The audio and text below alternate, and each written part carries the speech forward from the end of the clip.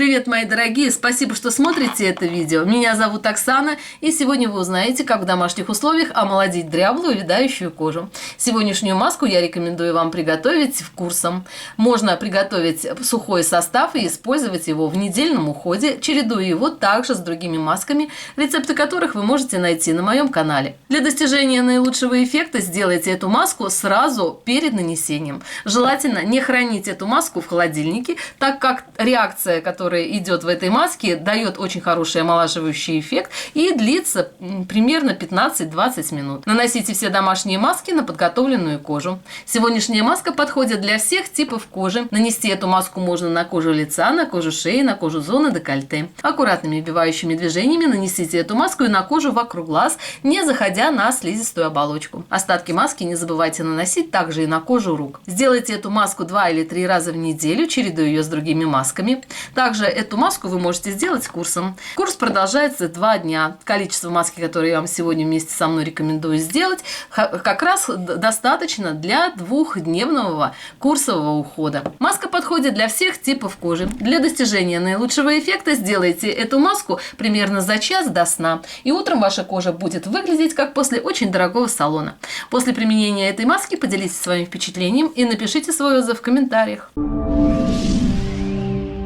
И давайте приступим. Сегодняшняя маска очень простая в приготовлении. Нам понадобится пищевая сода. Сода – это наилучший очищающий ингредиент, который вы можете использовать для ухода за кожей в домашних условиях. Сода отлично смягчает кожу, хорошо отшелушивает в момент смывания, убирает пигментные пятна и отлично взаимодействует с другими ингредиентами. Нам понадобится 1 чайная ложка пищевой соды. Соду возьмите без горки. Следующий ингредиент для этой маски нам понадобится крахмал. Можно использовать кукурузный крахмал, также хорошо подойдет и картофельный крахмал. Если у вас нет под рукой готового крахмала, вы можете самостоятельно его приготовить. Возьмите сырой картофель, натрите на очень мелкой терке и используйте кашицу для приготовления сегодняшней маски. Крахмал отлично уплотняет кожу, улучшает тургор кожи, в момент подсыхания подтягивает овал лица. Также крахмал идеально подходит для омоложения дряблой увядающей кожи, улучшает тургор, улучшает эластичность. Нужно взять 1 чайную ложку крахмала. Крахмал также возьмите без горки. Смешайте сухие ингредиенты. В момент приготовления домашних масок соблюдайте не только рецептуру приготовления масок, но и порядок добавления всех ингредиентов. От этого будет зависеть качество маски и тот эффект, который она окажет на вашу кожу.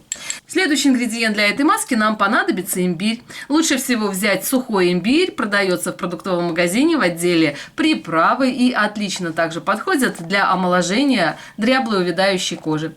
Имбирь можно использовать как сухой, также можно использовать и свежий имбирь. Возьмите корешок имбиря, натрите на очень мелкой терке, и нам понадобится 1/3 часть чайной ложки имбиря.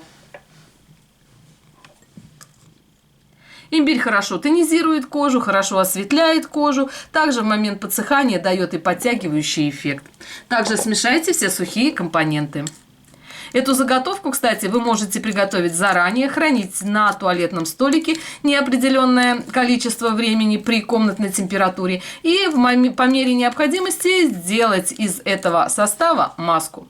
Я также сегодняшний состав буду использовать в нескольких масках, поэтому нужно взять 1 чайную ложку смешанных ингредиентов. Кстати, вы можете взять меньшее количество компонентов, если вы планируете сделать эту маску 1 раз. Так как я планирую эту маску сделать 2 раза в неделю, то разделю ее на 2 порции. Нужно взять 1 чайную ложку этого состава. Состав возьмите без горки. Следующий ингредиент для этой маски нам понадобится кефир. Кефир добавляйте в последнюю очередь. Если у вас сухой тип кожи, то для смешивания этих ингредиентов возьмите жирные сливки, жирную сметану, либо жирное молоко. Если у вас жирный тип кожи, то для сегодняшней маски возьмите кефир, либо минеральную воду. Мой тип кожи комбинированный, поэтому я использую для сегодняшней маски кефир. Нужно взять 1 чайную ложку.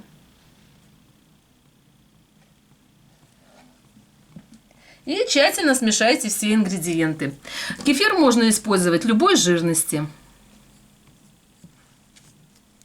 В момент приготовления домашних масок не торопитесь и тщательно смешивайте все ингредиенты. Еще раз повторяю, соблюдайте порядок добавления всех ингредиентов.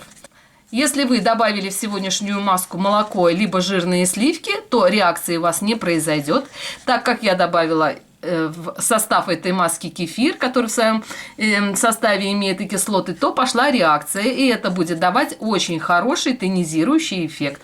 Наносите маску сразу после приготовления. Вторую часть заготовки вы можете использовать спустя 2 дня, либо на следующий день. Это будет небольшой омолаживающий курс. Наносите все домашние маски на подготовленную кожу. Перед маской сделайте кислотный скраб или пилинг. Для домашней скатки возьмите 3 или 4 таблетки аспирина, это ацетилсалициловая кислота. Ее можно заменить на янтарную кислотой. Размягчите кислоту слегка водой так, чтобы получилась кашица, приятная к нанесению. Нанесите ацетилсалициловую кислоту на кожу лица, на кожу шеи, на кожу зоны декольте по кожным массажным линиям. Этот состав не наносите на кожу вокруг глаз. Затем сделайте скатку, делая легкий скрабирующий массаж, также соблюдая кожные массажные линии. Массаж не должен продолжаться более 3 или 5 минут, в зависимости от состояния кожи. Кислотная скатка отлично шлифует поверхность кожи, убирает черные точки, убирает комедоны, также убирает верхний ороговевший слой клеток и подготавливает кожу к нанесению домашней маски. Делайте эту маску для жирного типа кожи 1 или 2 раза в неделю, для сухого типа кожи 1 или 2 раза в месяц.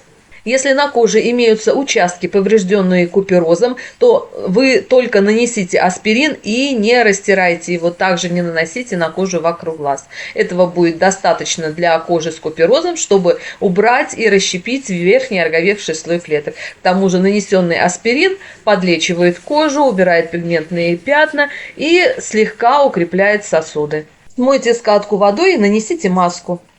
Рецепты домашних скрабов и пилингов вы можете найти на моем канале. Наносите эту маску в 2 слоя по кожным массажным линиям. После нанесения первого слоя маска очень быстро впитается, поэтому сразу нанесите 2-й слой. Держать маску нужно не более 20 минут. Затем размягчите лицо влажным теплым махровым полотенцем и смойте водой комнатной температуры. Затем нанесите питательный или увлажняющий крем. Обязательно поделитесь этим видео со своими друзьями, мамами, подругами, для того, чтобы как можно больше женщин знали о простых способах омоложения кожи лица в домашних условиях. Всех люблю, целую и обнимаю. Всем мира, добра и красоты. А с вами была Оксана. Увидимся в следующем видео. Всем всего хорошего. Пока-пока.